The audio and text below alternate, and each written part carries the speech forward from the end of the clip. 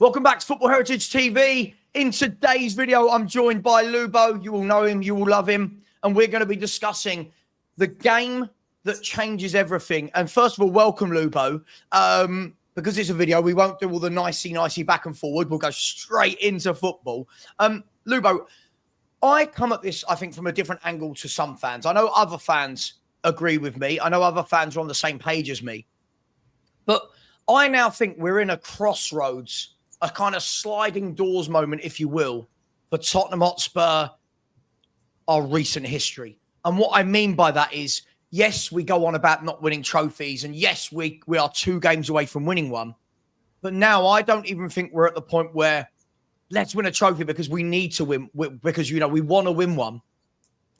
I think we are at the point where for everything in our future moving forwards, we've got to win this trophy, got to get European football next year, and got to get Champions League revenue. Am I being dramatic, or is that a fair statement? No, it's a fair statement, I think. We don't often agree, but we do on this one. I think when you're going out to players in the summer, if you're going out to players having won a European trophy with Champions League football coming, hopefully there'll be a new manager, there'll be a whole new structure behind the manager as well at Spurs, and it'll be exciting times. And players will look at it, and you can sell the dream. Then, if we don't, and we haven't got European football, then that gives the chairman a free pass to say, "Oh look, we haven't got any money, can't spend big money on transfers, etc., etc." You know, we're going to have to go after free transfers and etc. And whoever's on the cheap, and that's the problem, and that won't take the club on. Because we're now at a stage where it'll be 17 years if we don't win, and you know it's far too long, far too long. You look at all of our contemporaries, apart from Villa, who haven't won anything for ages either. Everybody's won a trophy recently, so we've actually got to win one quickly. I mean, if we look away from the actual what it means to lift the trophy, I want to look at, and I know this is the kind of boring bit of football, if you will, Lubo, but what it means behind the scenes is absolutely massive. And listen, again, I always say I'm not an accountant. And listen, I'm not one of those fans. I'm not going to go too deep into it. But I don't think a lot of fans realise when they've said all season, "Oh, don't worry about the league." They don't realise that every time we say, "Don't worry about the league," and this defeat doesn't matter, and we fall further down the table, it's more and more revenue that is not coming into Tottenham Hotspur. Now, that's okay if you can kind of offset it with, okay, well, we're going to get Champions League revenue next year. If you don't get the Champions League revenue, it's impossible for us to get any Europa League revenue for next year, and we'll be anywhere between 30 and 37 million down on Premier League revenue. So for me, that is the calamity of events that will happen moving forward. If we don't win this tournament, will be bigger players going, our bigger players leaving, not being able to attract players because you're not in Europe, not having the money to buy those players. I think it's a massive knock-on effect that could be 2, 3, 4 years deep if we don't win this tournament. Add to that the other clubs who are in Europe will be earning as well and will be pulling further away. So it's unfortunately the damage Ange has done in these 2 years could be immense if we don't end up winning in Bilbao. What is it? 2 weeks today? It will be 2 weeks today, won't it? Yeah, it'll be 2 weeks today.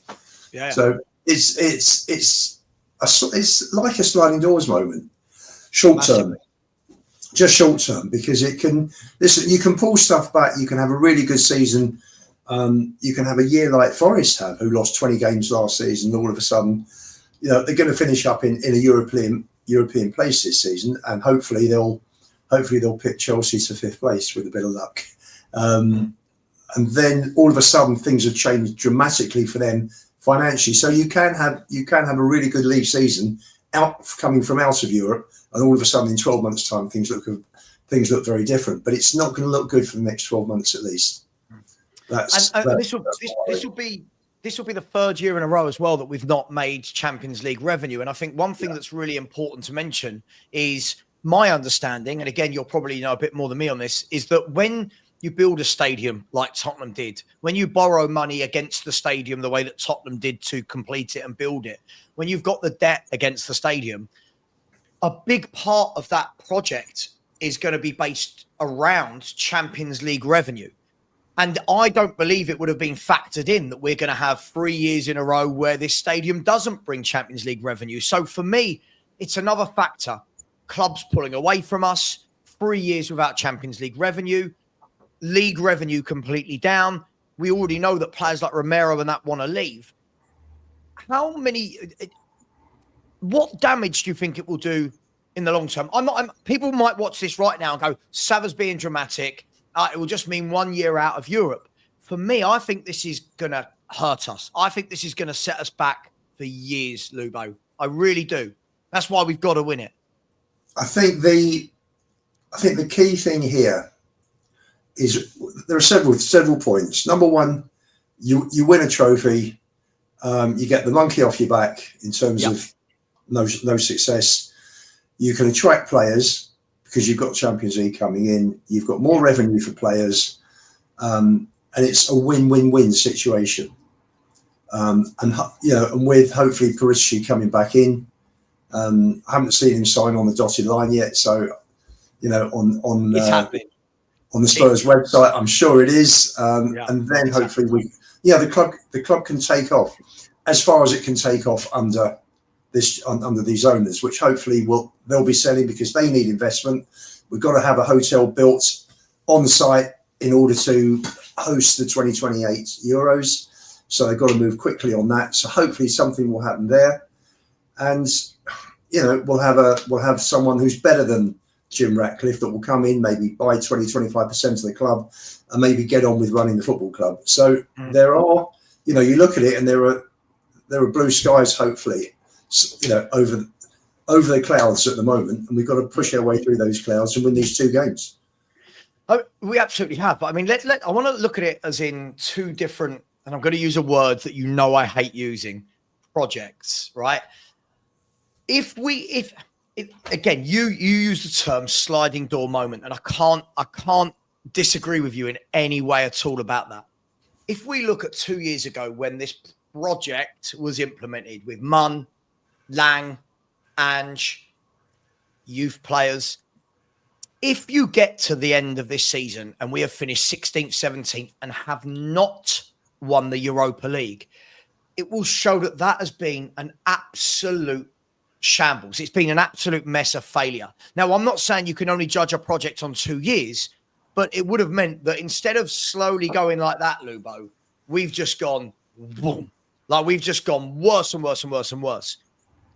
But on the sliding door moment of that, Tottenham are on the periphery of what I believe, and everyone's going to have a go at me in the chat here, what I believe is Vinay has come in, Vinay Venkatesham, to completely rip out that hierarchy at Tottenham Hotspur. So basically anyone below Sir Daniel Levy, right, our Lord and Saviour. I think he's come in to go, you know what? Munn hasn't worked. Lang, not worked. Ange, not worked. One foul swoop, and I think Vinay is going to implement Paratici. He's going to bring back Gabbanini, and I think Paratici's the one already, I think, being tasked with having the conversations about who is the next manager. Is it a Glasner? Is it a Xavi? Is it a insert name into box? So this is the sliding door moment for me, is that I think we're going to go from 3 people that aren't football people to 3 people that are, and we live in hope that this project works. Is that fair? I think so. I think the chairman's got a shock. I think he's possibly realised, Jesus, I've made a bit of a mess up here. Yeah. So he's done everything he can to bring Perisic back because he needs somebody who can rely on. Yeah. Who knows football. So that's the first thing. He's looked at Ange. I mean, let's say we finish 16th, which is where we are at the moment, based on having seen West Ham as well and their first team. to seeing how poor that game was on Sunday. So we finished 16th. You're looking at going out and selling a new project from 16th place. Yeah. And it's not a situation that is completely hopeless and beyond repair, but it's not going to be as successful with a few of the players that we want as if we're in the Champions League. Right. So we'll get a few of the targets, and we'll miss a few that we probably or possibly could well have got. Bringing in the extra revenue means that he's got a bit of flexibility with wages as well. So and that's what's pulled us down this season as well. This whole thing about bringing the wage bill down, bringing the X's down, because he was trying to sell the club and putting extra money on the bottom line, making the club's valuation higher, so that he can get more money for the percentage that he's selling. That's all last summer's transfer window was all about. But what he didn't realise was he probably thought, oh, this squad's fifth, and I'm adding Solanke to the squad, and I'm getting rid of one or two fringe players. Yeah, players like Højbjerg played quite a few games and were quite effective in what they did. So he's got rid of Højbjerg. Skip, in fact, Lo Celso had a decent season. He didn't play much last year, but when he did okay. Mm-hmm. And he hasn't replaced it. He actually thought, well, we're fifth. We pretty much got the same squad. We'll be at least fifth again. Yeah, we'll go again. Yeah. But what he didn't realise was that the first 10 games was, I suppose, it was almost a smokescreen. It was almost it was never going to happen again, was it? It was not going to happen again. And the last 28 games, we were 12th. So if he'd have actually looked at it and thought, do you know what? From November to May, we were 12th. If we're just going to bring in Solanke, get rid of Højbjerg and Lo Celso, in terms of established players and Skip, I can't include Emerson in that. I'm sorry, Nick. Sorry, Barry. Yeah. But Lubo, they got a shock. The interesting thing about what you said there is I truly believe, I said this on a show on Spurs Kings TV last night. I said, for me, I've said this to you as well. The only reason this will be the only pass. I know you're going to disagree with me. Get ready for it, Lubo. The only pass I can give Daniel Levy on this year is that he is having a clear out in the summer. That's the only pass I can give him, because otherwise, Lubo, there's been no reason at all why this manager would have been kept. And I'm not just saying that from me as a fan point of view. I'm looking at historical data and evidence as to how this owner behaves. His behaviour has been, you've not done well, I'm getting rid of you. You've pulled 10 points behind Champions League places, I'm getting rid of you. Whatever it may be, there's a cut off in Daniel Levy's mind. But for me, and this is what I was speaking with Johnny about last night, there is 100% something going on in the background. We're hearing Vinay, we know, is joining, right? And people will mock it, whatever. 14 years he worked at Arsenal. He can't be a mug. 14 years of working at Arsenal, right? Paratici's coming back. These things aren't a coincidence for me, Lubo. So the only way I forgive Daniel Levy for keeping this manager is for that clean sweep. And that is whether we win the Europa League or not. If we don't win in Bilbao 2 weeks today, then he's taken a flyer, and it's backfired really badly financially. Sure. Financially, not just this year, where this year's results mean you lose 30 million plus in terms of league position merit payments, plus Europe. If you miss out on the Champions League with 8 games now, the higher prize money as well, then you're looking at probably 40, 50 million on top of the 30 million. So you're looking at 80 million. You're looking at an 80 million pound loss. Sure. Because he wasn't prepared to get rid of Ange 3, 4, 5 months ago. Yeah. So it'll be a very expensive mistake by Levy if we don't win, if we don't get the Champions League. A massive mistake. And for a chairman, I mean, normally a chairman makes a mistake like that costs 80 million. They don't survive. So he's very, very, very lucky. He's very lucky in the position he's in.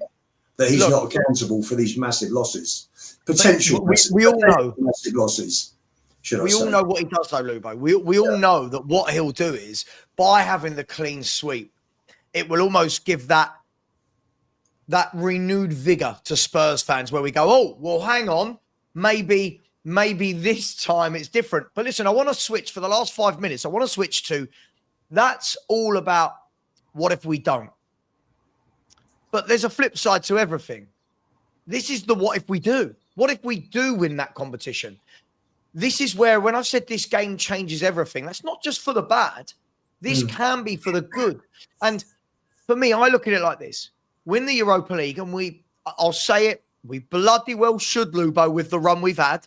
Win the Europa League. Now suddenly you can implement your new project with Paratici, with Gabbanini, with said manager. And suddenly they're building off of Champions League revenue. They're building off of, hey, XYZ player. You want to join Spurs? Yeah, we're a bit more attractive now because we're in the Champions League next year, right? Hey, Romero, do you fancy staying now? Because we're in the Champions League. So for me, this could be massive, and it could be very positive if we get that manager appointment right. Yes, apart from Romero, who I think has gone. I don't think. I agree. I'm just using him as a... Yeah, sure, but using him, it'll look attractive to people like Mickey van der Ven, who must be looking at it thinking, Jesus, what's going on here? I've sort of left Wolfsburg, who were in the top few clubs, top 5 or 6, I think. Yeah, they were doing well. When he left, and he's looking at 16th place here. So... listen, it's massive. It will help, as I say, it'll help bring in better players, because if you raise the wage cap, then that gives you a better opportunity of getting those better players. Yeah. And listen, it doesn't guarantee you all the time, but at least you're in the game, because the other clubs will be offering. The people we'll be in competition with will be the Villas, will be the Newcastles. Yep. And we should be able to match them for wages. Should be able to. Yeah. And if you look at forget wages percentage to revenue, our revenue is much higher. So our wage bill is probably there or thereabouts, or not far off Villa and Newcastle. Sure. I think we're slightly behind them now, but not by much. So you just raise the cap, you can compete. London is also a draw.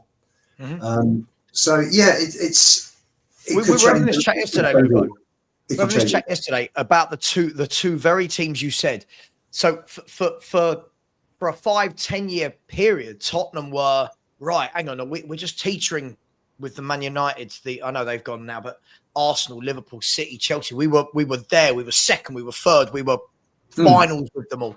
Now it's changed, and we're now going, oh right, it's now Villa and Newcastle, because Villa and Newcastle in the last 5 years have gone like that. Sure. But these are the different. I'll just use 2 players by way of an example that we should be able to attract, right? But if we're not in the Champions League, changes everything. So I'm going to give you 2 scenarios, right? 2 players. You've got Mark Guehi and you've got Eberechi Eze of Crystal Palace. 2 players that are going to have undoubted interest from lots of clubs this summer, especially Guehi. He's going to have 1 year left on his contract. They are going to...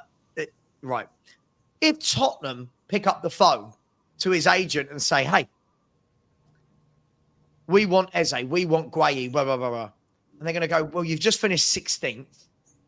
You're not in Europe. He's got suitors like Villa, like Newcastle, like, I don't know, Arsenal, Liverpool. Yeah, Arsenal for Eze. Arsenal could go in there. Liverpool could go in for Guehi if they don't get the right points. So it's. My point is, if you're in the Champions League, you're at least in the conversation, right? You're at least able to say, hey, I know they want you, but you're going to play every game here. You're going to be our captain, but whatever it may be.